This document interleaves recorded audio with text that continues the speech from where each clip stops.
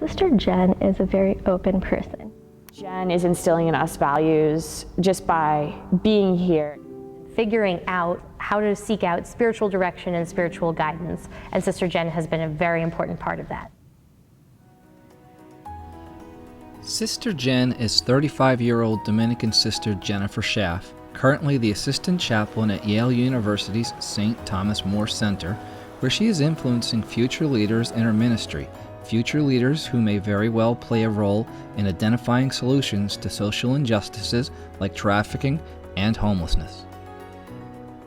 Might not be in the same places that you expect. So we aren't necessarily teaching first grade in a Catholic school or in some of the kind of traditional ministries, but we are out there still pushing the boundaries.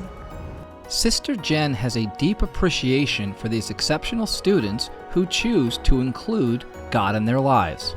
What do you do after you have a degree from here? You can get a job anywhere. And so really connecting the wider social justice issues with what they're learning in the classroom as well. The foundation of her ministry, impacting so many young lives, is built on trust, easily identified, difficult to establish. How does she establish that trust? I think it's just being available. It doesn't mean accepting everything they do, and so it might mean challenging some of their behaviors, but really being there and loving them for just who they are.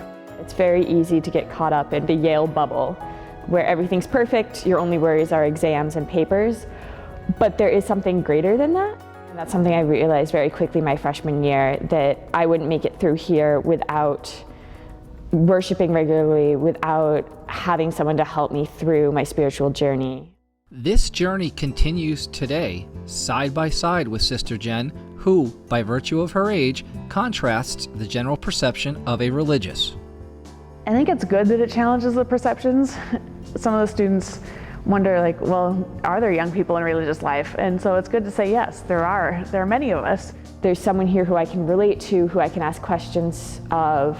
The biggest question is they're trying to figure out, how do you live life faithfully? Who doesn't judge any of that, but is there to help me walk along that path, stumble a few times, but will help me up when I do stumble. How do you figure out where you're going to be and how you're going to be in the world? And so that, I think, is something that, because I am closer in age, I did ask those questions recently.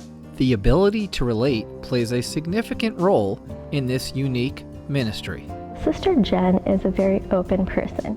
For some reason, she just is able to elicit so much information from you just by sitting down. She knows me on a different level that most people don't. She's able to see both sides that might be conflicting in my life, both my career life and my faith life.